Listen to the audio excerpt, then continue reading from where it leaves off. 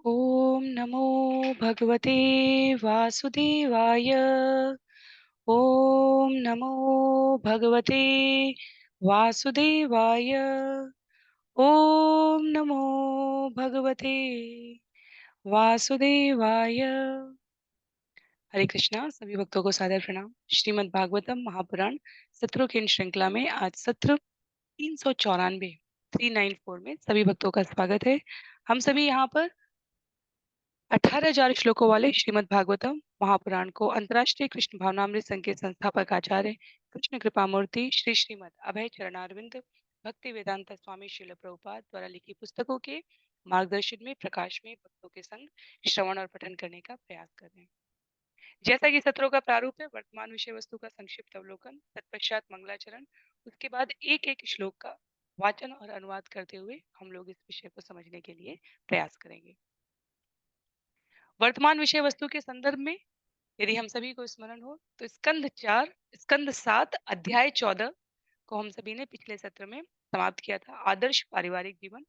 आज हम सभी स्कंद 7 के अंतिम अध्याय 15 को आरंभ करने जा रहे हैं। स्कंद 7 में विशेष रूप से प्रथम 10 अध्यायों में महाराज युधिष्ठिर द्वारा किए गए प्रश्न के प्रत्युत्तर में राजसूय यज्ञ में नारद मुनि द्वारा सुंदर हिरण्यकशिपु और प्रहलाद महाराज के वृत्तांत का उल्लेख हुआ था, जहां पर युधिष्ठिर महाराज ने कहा समदर्शी भगवान है या भगवान किसी प्रकार का पक्षपात करते हैं, देव या दानवों में, भक्त या अभक्त में, मनुष्य या अन्य किसी और श्रेणी में। तब वहां पर नारद मुनि ने असुर राज हिरण्यकशिपु की कहानी सुनाई थी, किस प्रकार वो अमर बनने की योजना देखकर ब्रह्मांड में आतंक मचाते हुए अपने साधु पुत्र प्रहलाद के प्रति अपराध करते हुए, और प्रहलाद जो अपने पिता के शासनकाल में अपने सहपाठियों को गुरुकुल में प्रविष्ट होने पर भगवान श्री कृष्ण की अनुपम शिक्षाएं प्रदान कर रहे थे।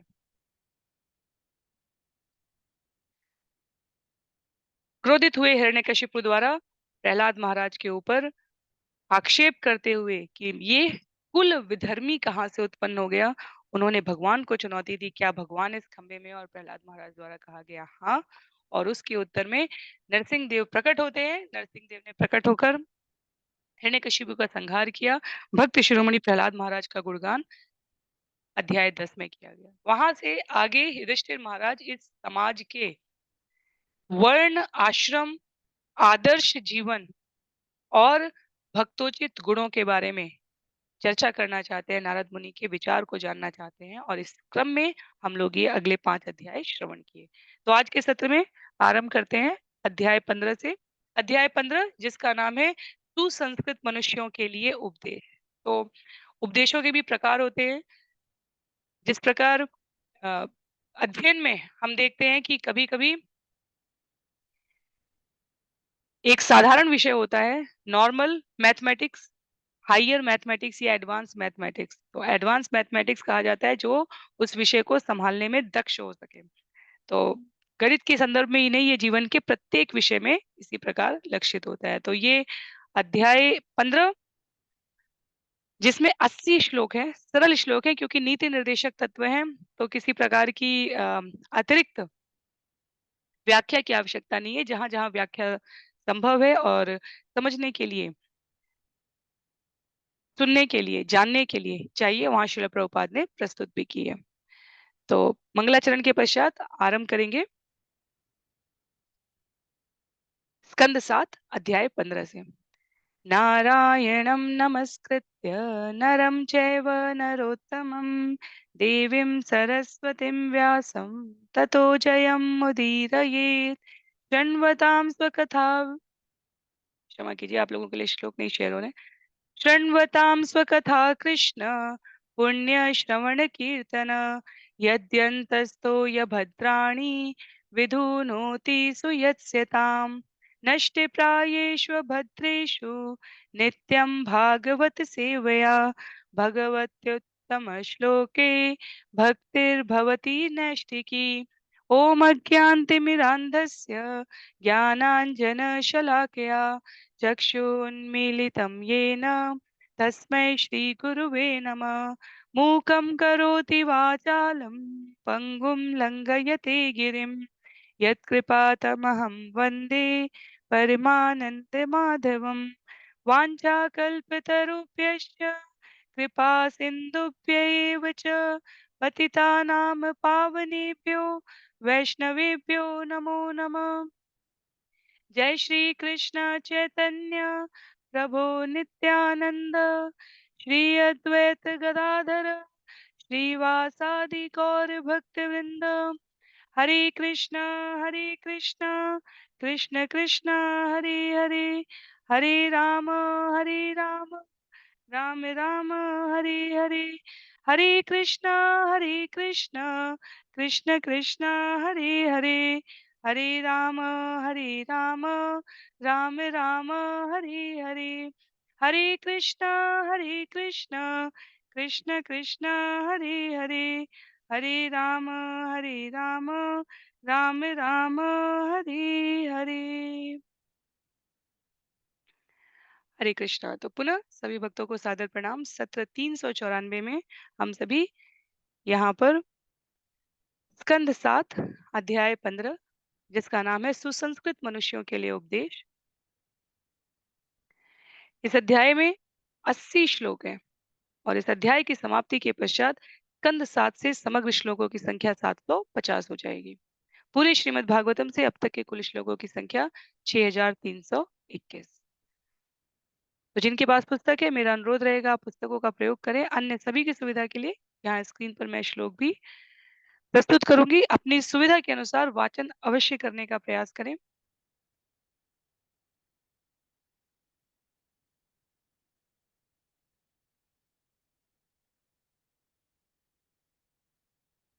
श्री नारद उवाच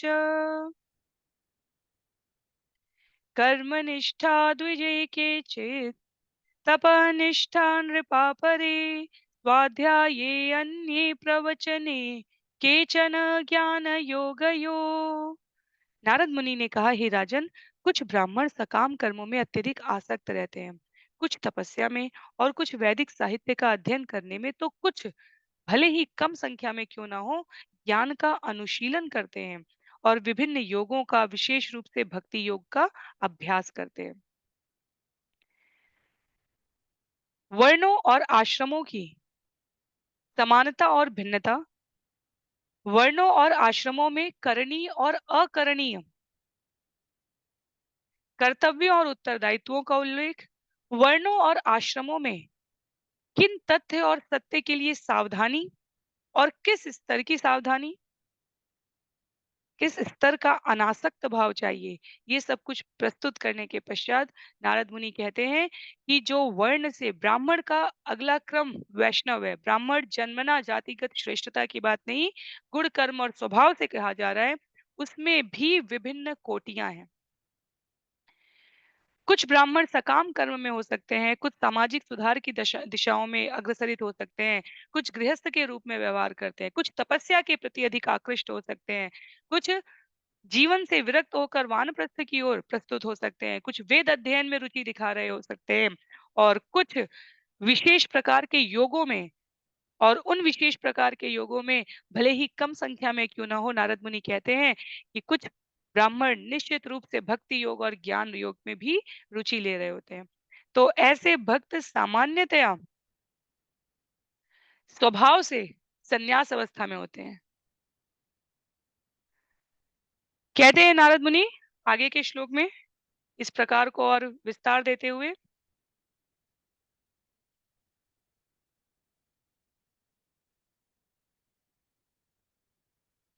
ज्ञान निष्ठाय देयानि कव्यान्यान्नत्यमुच्यता दैवे च तद्भावे स्यात् पितरेभ्यो यथार्हत।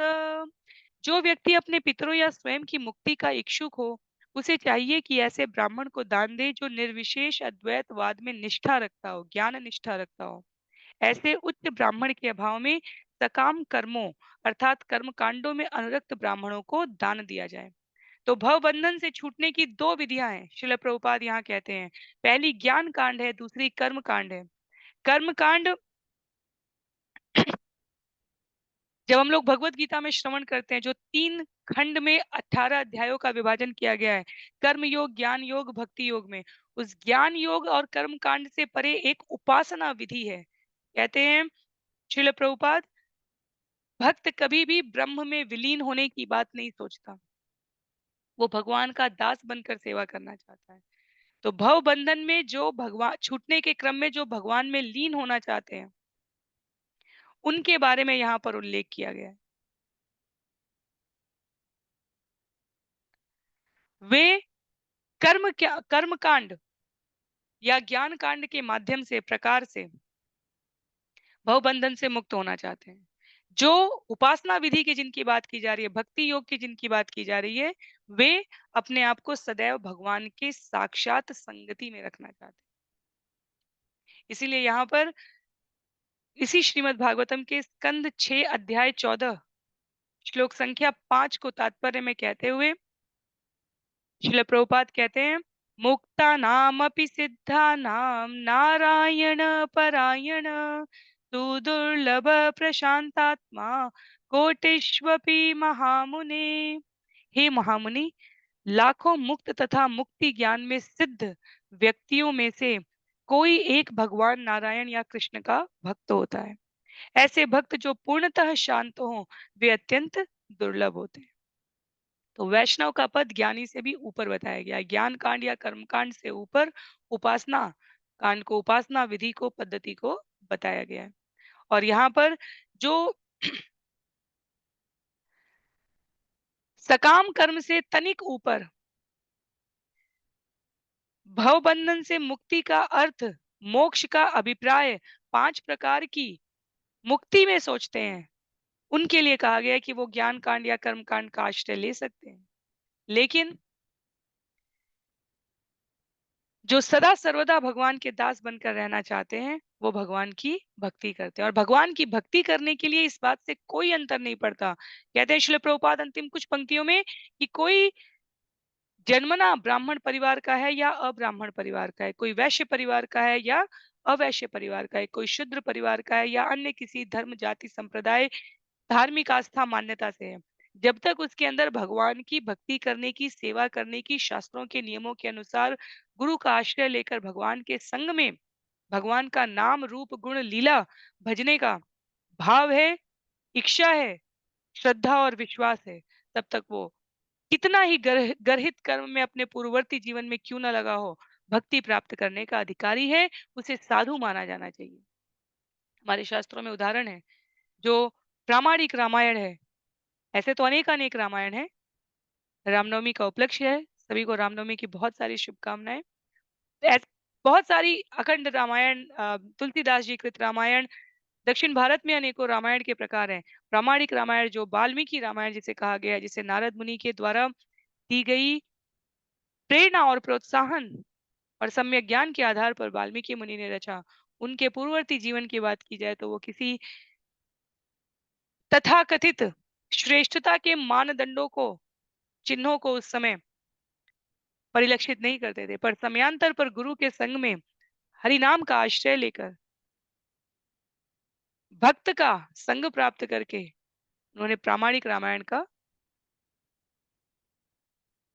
सभी भावी भक्तों को रसास्वादन कराया है। तो इसलिए श्रील प्रभुपाद कहते हैं कि वो साधु माना जाना चाहिए जो सम्यक रीति से स्थिर हो चुका है, जिसमें भगवान की भक्ति करने का भाव पूर्णतया अनुरक्त हो चुका है। आगे श्लोक संख्या 3 में तो यहाँ ज्ञान, कर्म और उपासना तीनों परस्पर समान रूप से एक के बाद एक या बीच में लाते हुए नारद मुनि स्पष्ट करते जा रहे हैं। श्लोक संख्या 3 में द्वौ देवे पितृ कार्ये तीन एक एकम उभयत्र वा भोजयेत्सु समृद्धोपि श्राद्धे कुर्यान् विस्तरम। मनुष्य को चाहिए कि देवताओं को आहुति देते समय केवल 2 ब्राह्मणों को और पितरों को आहुति देते समय 3 ब्राह्मणों को आमंत्रित करें, अथवा इन दोनों में केवल एक एक ब्राह्मण काफी होगा। कोई कितना ही ऐश्वर्यवान क्यों न हो, उसे अधिक ब्राह्मण नहीं आमंत्रित करने चाहिए या इन अवसरों पर अत्यंत खर्चीली व्यवस्था नहीं करना चाहिए। तो वैदिक सिद्धांतों के अनुसार रीतियों का अनुपालन करने के लिए क्या पद्धति है? गृहस्थ जीवन में भी ब्राह्मणोचित स्वभाव हो सकता है, सन्यासी अवस्था में भी ब्राह्मणोचित स्वभाव हो सकता है। और यहाँ पर सारांश के रूप में जो प्रथम 4 अध्याय हम लोगों ने 11, 12, 13, 14 किए हैं, उसको संक्षिप्त प्रस्तुति देते हुए, क्योंकि अध्याय का नाम है सुसंस्कृत मनुष्यों के लिए उपदेश है, तो उन्हें किस प्रकार का व्यवहार करना चाहिए, उसको श्रील प्रभुपाद यहाँ पर नारद मुनि के वचनों में सुस्पष्ट कर रहे हैं। तो अत्यधिक खर्चीली व्यवस्था न करने की बात कहते हुए, जैसे अम, श्रील प्रभुपाद तात्पर्य में उदाहरण देते हैं कि अद्वैत आचार्य जिन पंच तत्वों का हम लोग प्रतिदिन स्मरण करते हैं हरिनाम जप से पहले, उन पंच तत्वों में हमारे अद्वैत आचार्य, उन्होंने पितरों के श्राद्ध के समय केवल हरिदास ठाकुर को आमंत्रित किया था। हरिदास ठाकुर जिन्हें हम नामाचार्य कहते हैं, जो जन्म से मुस्लिम परिवार में उत्पन्न हुए थे, पर जिनके दर्शन भगवान जगन्नाथपुरी का दर्शन करते थे चैतन्य महाप्रभु, और उसके बाद आकर सबसे पहले हरिदास ठाकुर के पास बैठते थे। वहाँ का प्रसाद प्रतिदिन स्वयं भगवान लाकर हरिदास ठाकुर को देते थे। तो अद्वैत आचार्य ने इन वचनों का पालन किया, अपने पितरों के श्राद्ध के समय केवल हरिदास ठाकुर को आमंत्रित किया था। अधिक आमंत्रण समाज में दिखावे की विधा नहीं बननी चाहिए, ये कहने का आशय है यहाँ पर। यदि भाव है अधिक खर्च करने का, यदि वो खर्च सेवा के रूप में आना चाहिए, ना कि समाज में अपनी प्रतिष्ठा और दिखावे का प्रदर्शन करने के लिए। इसलिए यहाँ पर इस सिद्धांत को प्रस्तुत किया गया है कि सामाजिक व्यवस्था कभी भी भारवाहक नहीं होनी चाहिए। सरल सहज, क्योंकि उससे क्रमशः सकाम कर्मों से, जब हम योग सीढ़ी पढ़ते हैं तो हमें पता चलता है सकाम कर्मों से जीव क्रमशः ज्ञान योग, उपासना योग की ओर अग्रसरित हो पाता है। उसके पश्चात श्लोक संख्या 4 में कहते हैं नारद मुनि, देश कालोचित श्रद्धा द्रव्य पात्रार्हणानि च सम्यक् भवन्ति नैतानि विस्तरात् स्वजनार्पणात्। यदि कोई श्राद्ध कर्म के समय अनेक ब्राह्मणों या संबंधियों को भोजन कराने की व्यवस्था करता है, तो काल देश श्राद्ध पदार्थ पात्र और पूजन विधियां में त्रुटियां होंगी। तो कहने का आशय यहाँ पर वृहद आयोजन के निषेध के संबंध में इसलिए है, निषेध का अर्थ मनाही, ताकि उद्देश्य पूरा हो सके। पदार्थ पात्र पूजन विधि देश काल और श्राद्ध, इनमें अधिक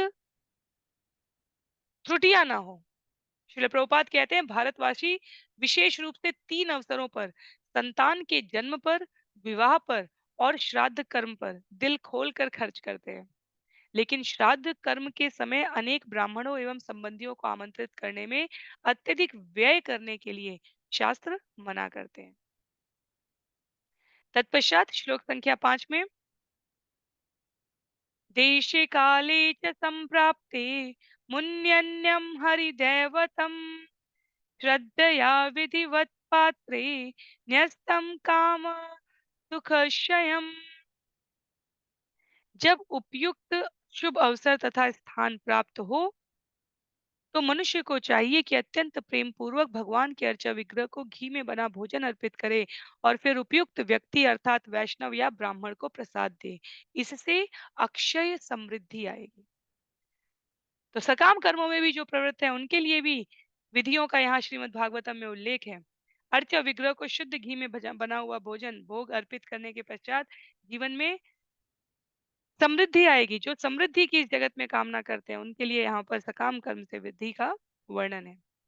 देव ऋषि पितृभूतेभ्यो आत्मनि स्वजनाय च, देव ऋषि पितृभूतेभ्य आत्मनि स्वजनाय च अन्नं संविभजन पश्येत् सर्वं तत्पुरुषात्मकम्। मनुष्य को चाहिए कि देवताओं, साधु पुरुषों, अपने पितरों, लोगों, अपने पारिवारिक सदस्यों, अपने संबंधियों तथा मित्रों को भगवान के भक्तों के रूप में देखते हुए प्रसाद प्रदान करें। तो जैसे हम भगवत गीता में श्रवण करते हैं, पशु से मनुष्य दिखने का, व्यवहार करने का पहला स्तर है कि जीव अपने कर्म के प्रति उत्तरदायित्व ग्रहण करे। अच्छे कर्म करने का अच्छा परिणाम और बुरे कर्म का बुरा परिणाम मिलेगा। इस आशय के साथ पाप और पुण्य के प्रति जागरूकता है, उसे सकाम कर्म की ओर अग्रसरित कहते हैं। और सकाम कर्म से आगे गतिमान होते हुए जीव को, जिन संबंधियों को, मित्रों को, सुहृदय शुभचिंतकों को आमंत्रित किया जा रहा है इस प्रकार के आयोजन में, उन्हें भगवान के भक्त के रूप में देखकर प्रसाद प्रदान करें। श्रील प्रभुपाद कहते हैं, दरिद्र नारायण शब्द जो गरीबों को भोजन कराने के नाम पर ढूंढ कर निकाला गया है, ये मायावाद का दर्शन है। ये अत्यंत घातक है। हम अपनी हमें लगता है हम भावनाओं में, विनम्रता में दरिद्र नारायण का भोग लगाने की बात कर रहे हैं। श्रील प्रभुपाद कहते हैं, एक वैष्णव को इस शब्द से घोर आपत्ति होती है। क्यों? क्योंकि नारायण शब्द दरिद्र के साथ लगाना ये अत्यंत आपत्तिजनक है। वाक जाल द्वारा गरीब मनुष्य को नारायण बना देने की बात, ये वास्तव में भगवान के ऐश्वर्य पर, भगवान के द्वारा प्रदान की गई समृद्धि पर बहुत बड़ा आक्षेप है। इस तात्पर्य में श्रील प्रभुपाद ने कड़े, स्पष्ट शब्दों का प्रयोग करते हुए कहा है, हर एक को चाहिए कि भव्य प्रसाद का वितरण हर एक को भगवान का अंग मानते हुए करे, ना कि वाकजाल द्वारा गरीब मनुष्य को नारायण बनाकर। हर व्यक्ति परमेश्वर से संबंधित है, सब में भगवान है, पर परमेश्वर से संबंधित होने के कारण प्रत्येक व्यक्ति भगवान नहीं है।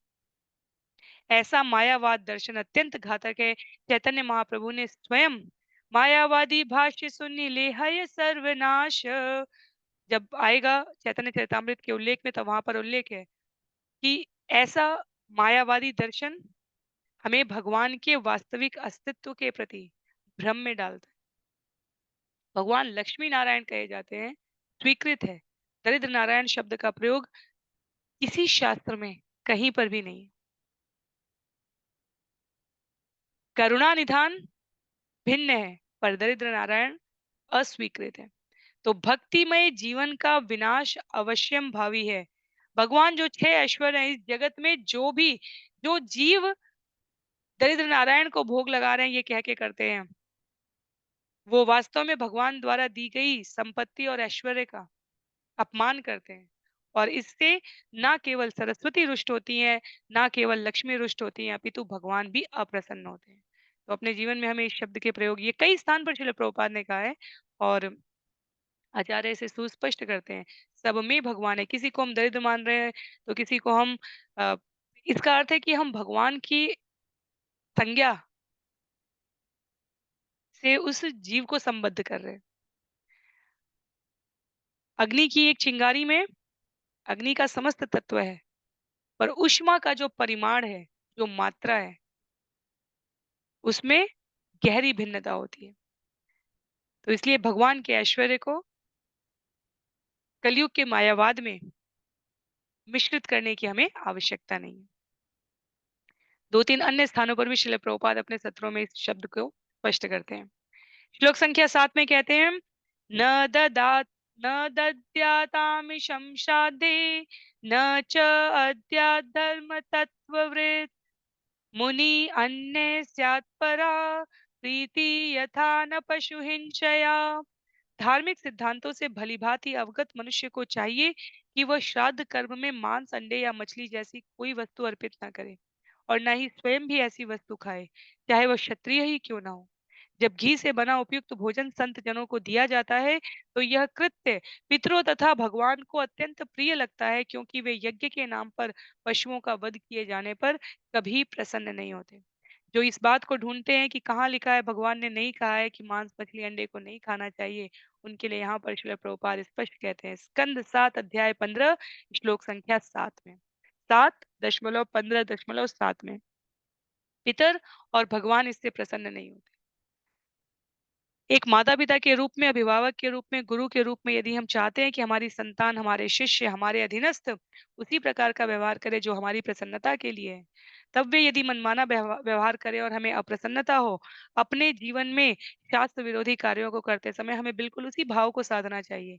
जो अनुमोदित नहीं है, उसको न करने का अपनी इंद्रिय तुष्टि के नाम पर अतिरिक्त समर्थन नहीं किया जाना चाहिए। तो भगवान ने पत्रम पुष्पम फलम तोयम कहा है। भगवान ने भक्ति मार्ग पर साधक के रूप में मनुष्य जीवन के उद्देश्य को प्राप्त करने सुसंस्कृत मनुष्य के लिए इस प्रकार के भोजन को त्याज्य कहा है। उन्होंने कहा ऐसी कोई वस्तु अर्पित ना करें, चाहे आप गुण कर्म और स्वभाव से किसी भी वर्ण में और आश्रम में क्यों ना हो। आगे श्लोक संख्या 8 में कहते हैं, नैतादृश परो धर्मो नृणाम सद्धर्ममीक्षताम न्यासो दंडस्य भूतेषु मनो वाक्कायजस्य यः नैतादृश परो धर्मो नृणां सद्धर्ममीक्ष्यताम् न्यासो दण्डस्य भूतेषु मनोवाक्कायजस्य यः। जो लोग श्रेष्ठ धर्म में प्रगति करना चाहते हैं उन्हें सलाह दी जाती है कि वे अन्य जीवों से शरीर, वाणी या मन संबंधी सारी ईर्ष्या छोड़ दें। इससे बढ़कर कोई अन्य धर्म नहीं है। तो ईर्ष्या किसी भी प्रकार की हो वो स्वीकृत नहीं है। इंद्रिय तुष्टि किसी भी प्रकार की हो वो स्वीकृत नहीं है। केवल वो इंद्रिय तुष्टि जिससे भगवत भक्ति करने में सहायता मिलती है, वर्ण और आश्रम के अनुसार जीवन यापन करने में सहयोग मिलता है। जैसे गृहस्थ जीवन की इंद्रिय तुष्टि इस अर्थ में स्वीकृत है कि पति पत्नी के दाम्पत्य के रूप के जीवन के पश्चात हमें संतानोत्पत्ति के लिए इंद्रिय तुष्टि स्वीकृत की गई है शास्त्रों में। आगे श्लोक संख्या 9 में एके कर्ममयान् यज्ञान् ज्ञानिन यज्ञवित्तमा आत्मसंयमनेनीह जुह्यति ज्ञानदीपिते।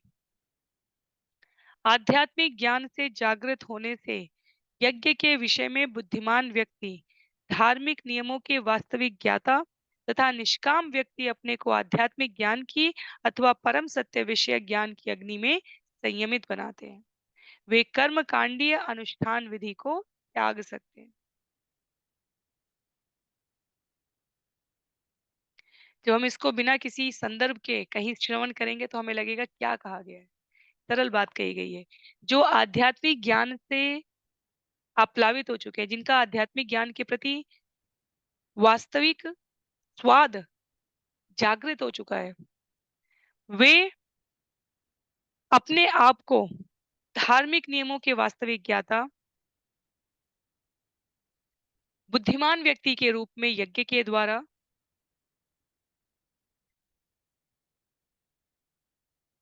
परम सत्य विषयक विषयों की ओर आगे बढ़ाने का प्रयत्न करते हैं। वे अनुष्ठानों में, कर्मकांडों में उदासीन होकर, सुखदेव गोस्वामी का उदाहरण आता है स्कंद 1 में।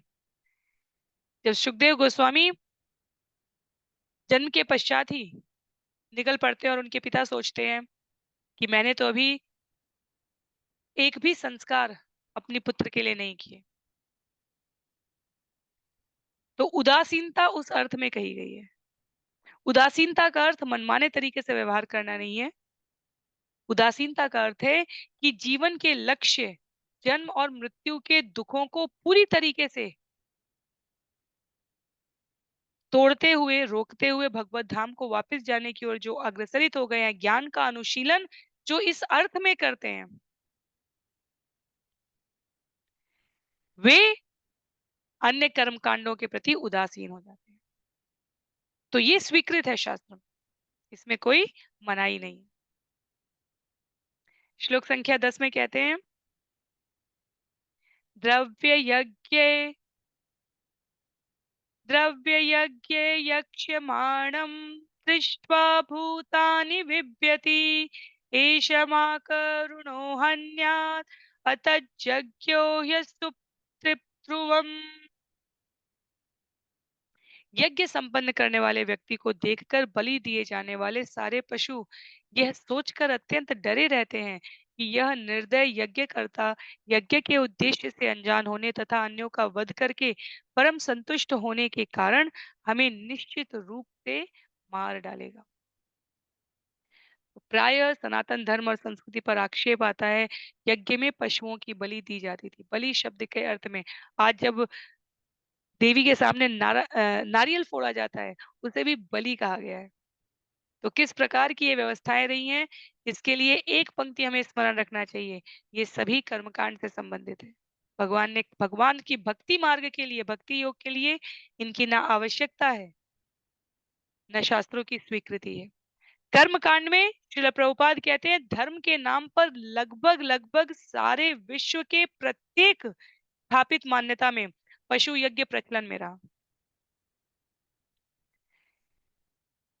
12 वर्ष के जीसस क्राइस्ट का उल्लेख करते हुए श्रील प्रभुपाद कह रहे हैं कि यहूदियों को पूजा गृह में पशु पक्षियों की बलि चढ़ाते देखकर उन्हें आघात पहुंचा था। उन्होंने यहूदी धर्म त्याग कर ईसाई धर्म चलाया था, जिसमें पुराने टेस्टामेंट के आदेश तू पशु वध नहीं करेगा उसका दृढ़ता से पालन किया जाता था। किंतु इस समय यज्ञ के नाम पर न केवल पशुओं का वध किया जाता है, अपितु कसाई घरों की संख्या बढ़ जाने से पशु वध में प्रचुर वृद्धि भी हुई है। तो धर्म या भोजन के लिए पशुओं का वध अत्यंत घृणित है, श्रील प्रभुपाद कहते हैं। और यहाँ पर नारद मुनि द्वारा उसकी स्पष्ट भर्त्सना की गई है।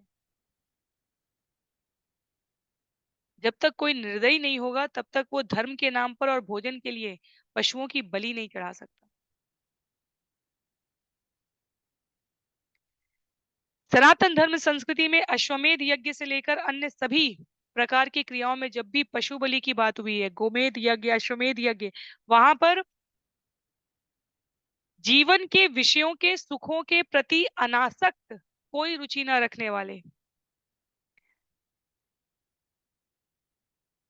वैदिक यज्ञों में सीखे गए मंत्र की सिद्धता को प्रमाणित करने के लिए बूढ़ी गायों का गोमेध यज्ञ में जब बलि का प्रकरण वर्णन किया गया, तब उनको वो पुनः जीवन देने के लिए प्रस्तुत किया गया। इसके अतिरिक्त शास्त्रों के वचन में जितनी भी छेड़छाड़ करके कोई ये स्वीकृत कराना चाहे कि अन्य किसी भी मार्ग पर सदाशयता दिखाते हुए पशु बलि स्वीकृत है, यहाँ नारद मुनि के शब्दों में श्रील प्रभुपाद कहते हैं ये अस्वीकार्य है। तो अनेकों धर्म संप्रदाय और मान्यता में किसी न किसी रूप में पशु बलि को स्वीकृत किया गया है अपनी इंद्रिय तुष्टि के लिए। सनातन धर्म संस्कृति में स्पष्ट लिखा है कि केवल और केवल नया जीवन देने के लिए पशु यज्ञ, मंत्र की सिद्धता देखने के लिए पशु यज्ञ स्वीकृत था। श्लोक संख्या 11 में इसको विस्तार देते हुए कहा है तस्मादेव उपपन्नेन मुनियन्नेनापि धर्मवेद संतुष्टो अह अह कुर्यात् नित्य नैमित्तिकी क्रिया। अतएव जो वास्तव में धर्म के सिद्धांतों से अभिज्ञ हैं और बेचारे पशुओं से अत्यधिक ईर्ष्या नहीं करता, उसे दिन प्रतिदिन प्रसन्नता पूर्वक नैतिक तथा किन्हीं विशेष अवसरों पर किए जाने वाले यज्ञों को भगवत कृपा से जो भी भोजन सरलता से उपलब्ध हो जाए उसी से संपन्न करना चाहिए।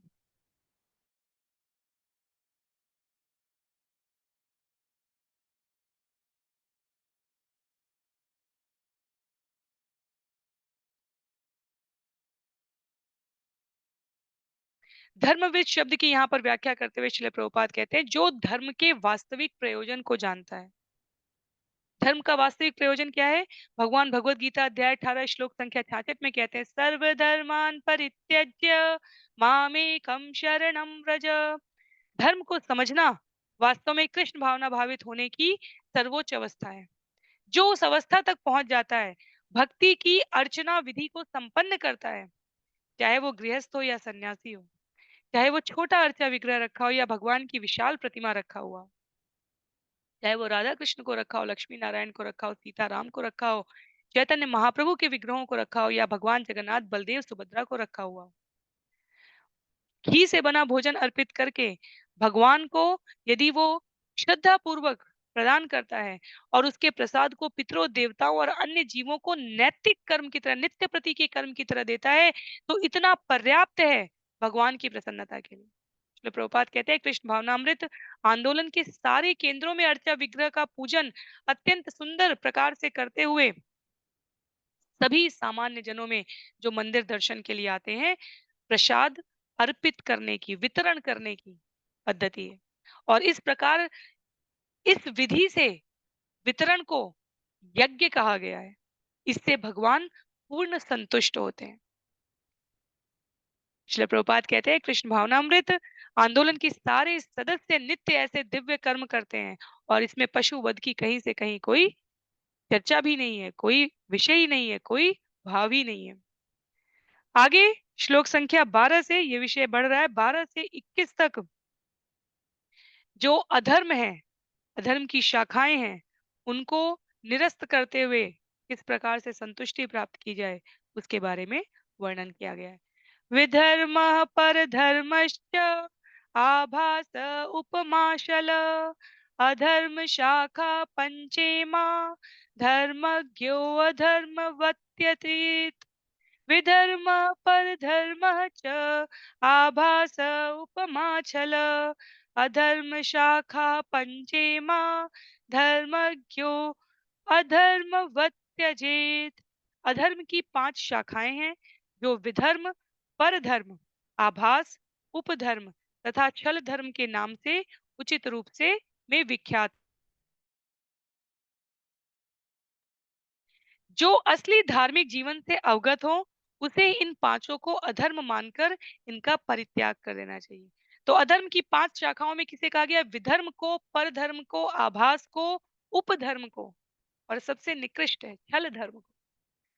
जो भी भगवान कृष्ण के चरण कमलों की शरण ग्रहण करने का विरोधी हो उसे विधर्म या शल धर्म कहा जाता है। जो वास्तव में रुचि रखता है भगवत धर्म को स्वीकार करने में उसे किसी भी प्रकार की छल वृत्ति का त्याग कर देना चाहिए। उसे किसी भी प्रकार का विरोध शास्त्र के संबंध में भगवान की लीलाओं कार्यों गुणों के संबंध में उसे परित्याग कर देना चाहिए। श्रील प्रभुपाद कहते हैं ऐसा करने के लिए निस्संदेह उत्तम बुद्धि की आवश्यकता है और जो जन्म जन्मांतर तक भक्तों की संगति करने के पश्चात कृष्ण भावना भावित चेतना के साथ अभ्यास करने से जागृत हो पाता है। और वास्तव में कलयुग के लिए हमें एक ही पंक्ति स्मरण रखनी चाहिए, सर्वधर्मान परित्यज्य मामेकम शरणम व्रज। श्रील प्रभुपाद कहते हैं तात्पर्य की अंतिम पंक्ति में श्री कृष्ण द्वारा संस्तुत धर्म सर्वधर्मान परित्यज्य मामेकम शरणम व्रज। इसके अतिरिक्त प्रत्येक धर्म को अधर्म समझकर त्याग देना चाहिए क्योंकि कलयुग में संसाधन सीमित है, बुद्धि सीमित है, हमारी संग की विचलित होने की अवस्था भी अत्यंत प्रामाणिक है। अर्थात भक्त का संग जहां अन्य युगों में अत्यंत सरलता से प्राप्त हो सकता है वहां कलयुग में हमें इसके लिए भी प्रयास करना पड़ता है। इसलिए भगवान की शरण में रहना ये धर्म है और इसमें सभी प्रकार के अवयवों का समावेश हो जाता है। जिस कार्य में, जिस संग में, जिस स्थान पर, जिस पद्धति में, जिस परिस्थिति में हमें भगवान की कृपा, भगवान का संग, भगवान की शरणागति न प्राप्त हो रही हो न उसका अनुभव हो रहा हो वो सब कुछ अधर्म है। और वास्तव में ये कोई चुनौतीपूर्ण वक्तव्य नहीं है। यदि हम धर्म के सार के रूप में देखें, अपने कार्यों के उद्देश्य की प्राप्ति के परिणाम के रूप में देखें तो ये परम धर्म है। जो कार्य, जो संग, जो परिस्थिति, जो स्थान, जो क्रिया पद्धति हमें भगवान की शरणागत होने से, भगवान की कृपा का अनुभव करने से, भगवान के गुण रूप लीला स्वभाव को जानने, व्यवहार करने और उसका प्रचार करने से रोकती है, वो सब अधर्म है। श्लोक संख्या 13 में कहते हैं धर्मवादो विधर्मस्यात् परधर्मान्यचोदित उपधर्म तु पाखंडो दंभ वा शब्द बिच्चल। जो धार्मिक नियम किसी को अपना धर्म पालन करने से रोकते हैं विधर्म कहलाते हैं। अन्यों द्वारा चालू किए गए धार्मिक नियम परधर्म कहलाते हैं। जो मिथ्या गर्व करता है और वेदों के नियमों का विरोध करता है, उसके द्वारा सृजित नए प्रकार का धर्म उपधर्म कहलाता है। शब्द जाल द्वारा विवेचना करना छल धर्म कहलाता है। तो 5 प्रकार के जो अधर्म है, अन्य के द्वारा चालू किया गया धार्मिक नियम परधर्म कहलाता है। जो शास्त्र वर्णित स्वधर्म को पालन करने से रोकते हैं, वो विधर्म कहलाते हैं। जो भी धार्मिक नियम है, जो मिथ्या गर्व करके वेदों के नियमों का विरोध करता है और नए प्रकार का धर्म सृजन करता है, वो उपधर्म कहलाता है। और शब्द जाल द्वारा धर्म की अनुचित व्याख्या करना, ये छल धर्म कहा गया है। कहते हैं श्रील प्रभुपाद, इस कलयुग में नए प्रकार के धर्म को जन्म देना एक प्रकार का फैशन बन चुका है। श्रीमद् भागवतम में ऐसे विचारों को विधर्म कहा गया है, क्योंकि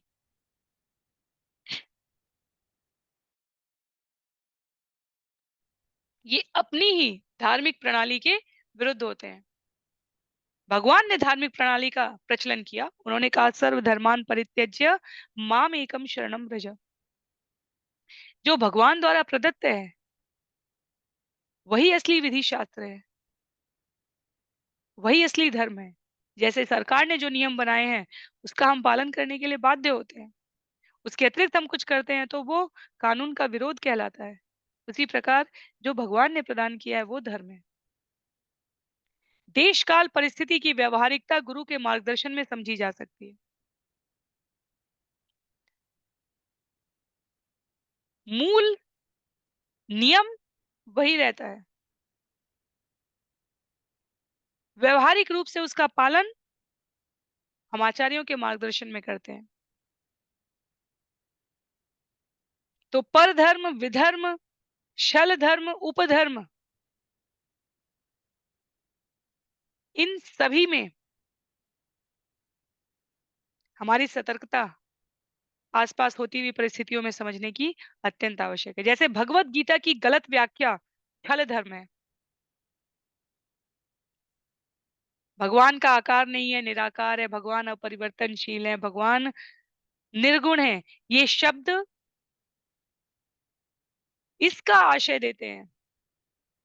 एक चींटी के लिए मनुष्य का शरीर निराकार है, अर्थात उसकी इंद्रिय बुद्धि क्षमता से समझने के परे है।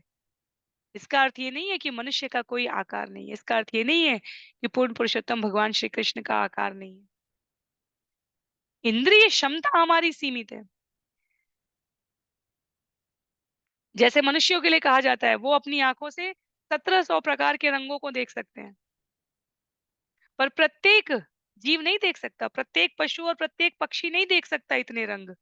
इसका अर्थ ये नहीं है कि इतने रंग नहीं है, हमारी क्षमता सीमित है। निर्गुण का अर्थ ये नहीं है कि भगवान में कोई गुण नहीं है। निर्गुण का अर्थ है भगवान में इतने गुण हैं कि हमारी क्षमता के बाहर उनको श्रवण करना है। शास्त्र कहते हैं अनंत शेष अनंत युगों तक अनंत मुखों से यदि भगवान के गुणों का वर्णन करें तो भी संभव नहीं है। प्रत्येक व्यक्ति जिसकी धर्म में आस्था है, उसकी भगवान के साथ व्यवहार की संबंध की अपनी रीति है, और हर व्यक्ति का भगवान के हृदय में स्थित परमात्मा के साथ संबंध अपने आप में विलग होता है, विलक्षण होता है। इतने आकार हैं, इतने गुण हैं कि हमारी सीमा से परे हैं। और उसको ये कह देना कि कहीं शून्य में भगवान उपस्थित है, उनका कोई आकार नहीं है, ये छल धर्म है। कहते हैं श्रील प्रभुपाद, मनुष्य को धर्म की इन छलने वाली विविध प्रणालियों से सतर्कता पूर्वक बचना चाहिए। आगे श्लोक संख्या 14 में, यतो इक्षया कृत पुंभी आभास आश्रमात् पृथक् स्वभाव विहित धर्म कस्य निष्ठ प्रशांतये। ऐसी कोई भी बनावटी धार्मिक प्रणाली जो ऐसे व्यक्ति द्वारा बनाई गई हो जो जानबूझकर अपने आश्रम के नियत कर्तव्यों की उपेक्षा करता है, आभास कहलाती है। किंतु यदि कोई अपने किसी आश्रम विशेष या वर्ण के अनुसार अपने नियत कर्तव्य करता है, तो फिर वे सारे भौतिक कष्टों को भगाने के लिए पर्याप्त क्यों नहीं है? तो यदि हम कहें कि हमें धर्म के इन वचनों में विश्वास नहीं है और हम अपनी बनाई गई धार्मिक प्रणाली का पालन करना चाहते हैं, शिला प्रभुपाद कहते हैं विश्व में हम ऐसा कोई उदाहरण नहीं ढूंढ कर ला सकते जो कह सके कि अपनी बनाई गई इन धार्मिक प्रणाली से अपने नियत कर्मों को करता हुआ मनुष्य भौतिक कष्टों को भोगने से परे हो गया। अर्थात केवल और केवल भगवान के बनाए गए धर्म से, भगवान की शरणागति से, भगवान की भक्ति से प्रमाण उपलब्ध है कि जीव वैकुंठ गमन करता है, जीव सभी प्रकार के कष्टों से अपने आप को छुड़ा सकता है। अन्य किसी और कृत्रिम जनित धर्म प्रणाली से ये संभव नहीं है।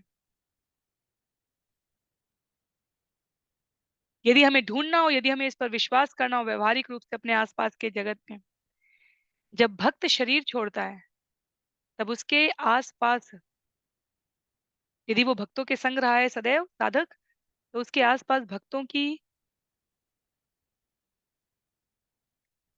पूरी एक संख्या बल होती है, जो शरीर छोड़ने के अंतिम समय में हरिनाम जप कर रही होती है। सभी विचलित होते हैं, पर साथ ही साथ उस जीव के लिए प्रसन्न होते हैं कि आज वो भगवत धाम वापस जा रहा है और शरीर छोड़ने वाला साधक हरिनाम जप की उपस्थिति में ऐसे अनेकानेक उदाहरण है कि गंभीर से गंभीर अस्वस्थता में भी प्रसन्नता पूर्वक मुख पर शांति के चिन्ह के साथ शरीर त्यागते हैं। वहीं इस भौतिक जगत के अत्यधिक भोग युक्त वातावरण में, क्योंकि शरीर छोड़ना आसक्ति की दृढ़ता के आधार पर कठिनतर और कठिनतम होता जाता है। इसीलिए भौतिक जगत के समस्त समृद्धियों को धारण किए हुए मनुष्य को भी शरीर छोड़ते हुए कष्ट न हो, इसकी सुनिश्चितता उसके द्वारा जीवन भर अर्जित किए गए भौतिक संसाधन नहीं सुनिश्चित कर सकते।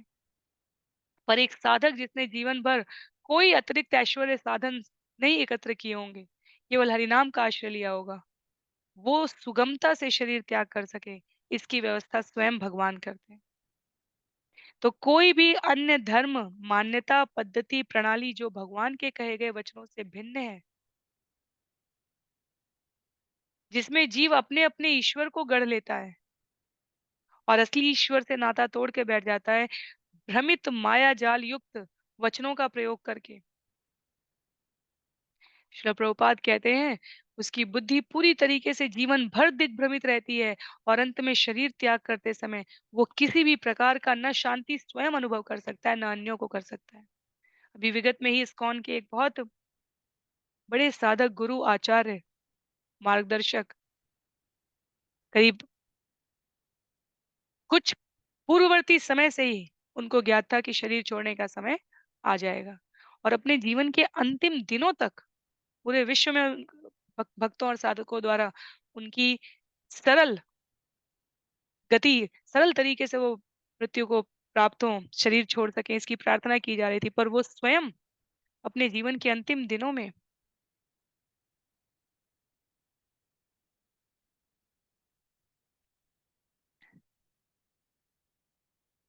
श्रील प्रभुपाद के शब्दों को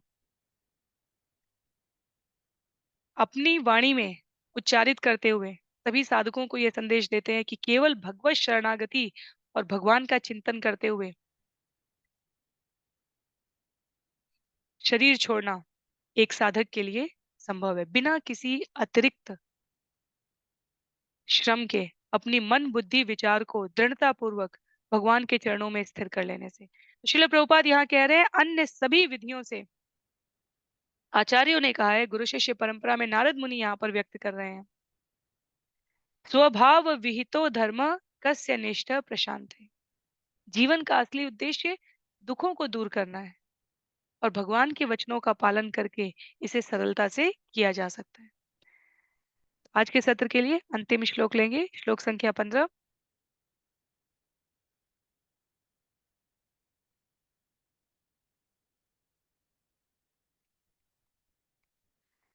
धर्मार्थमपि नेहेत यात्रार्थं वा धनो धनम् अनीहमानस्य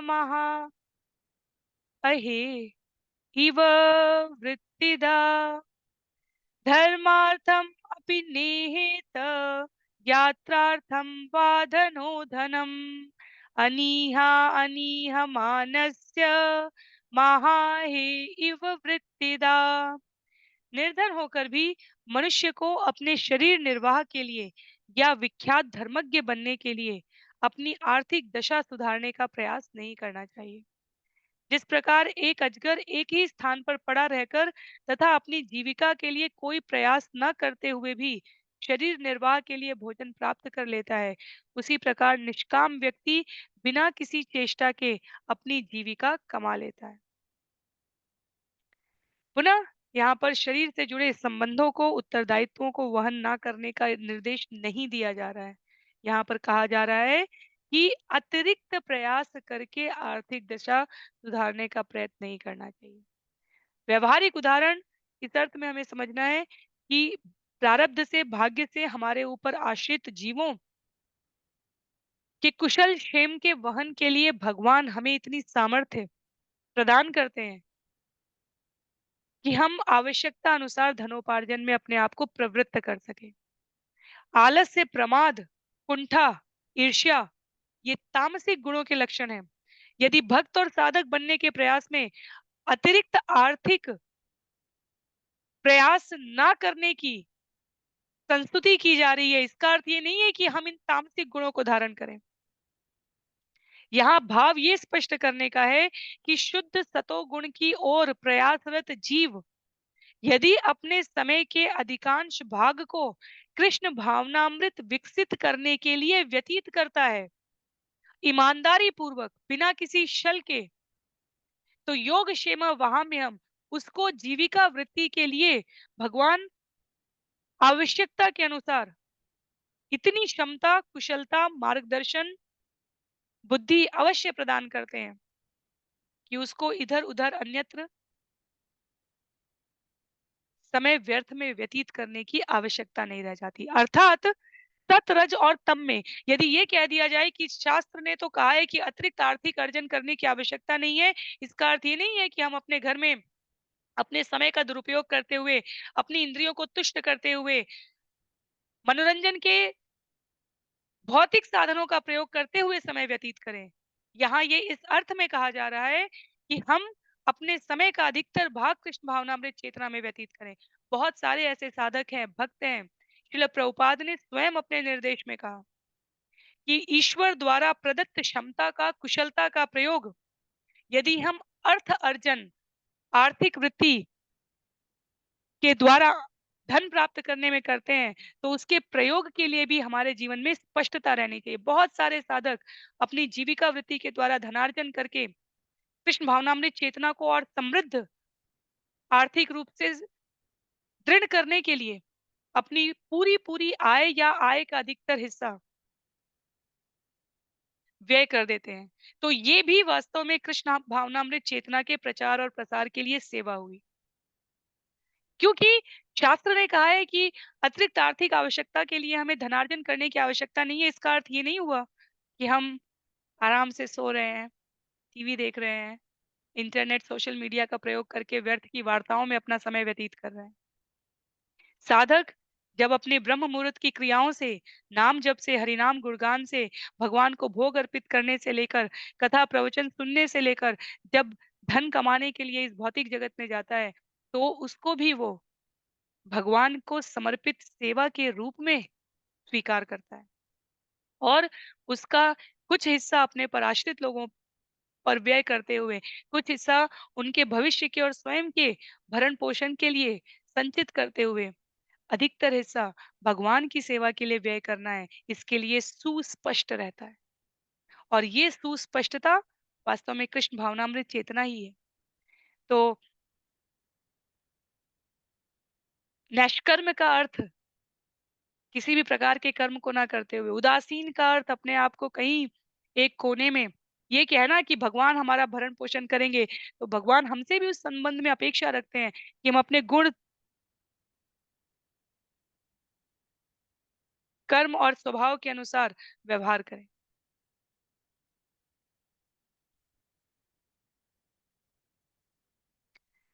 आगे इस विषय में और भी कुछ श्लोक हैं, जिसे हम लोग अगले सत्र में श्रवण करने का प्रयास करेंगे। आज के लिए सत्र को यहीं पर समाप्त करते हैं। श्रील प्रभुपाद की जय, श्रील गुरुदेव की जय, अनंत कोटि वैष्णव वृंद की जय, श्रीमद् भागवतम महापुराण की जय। हरे कृष्ण।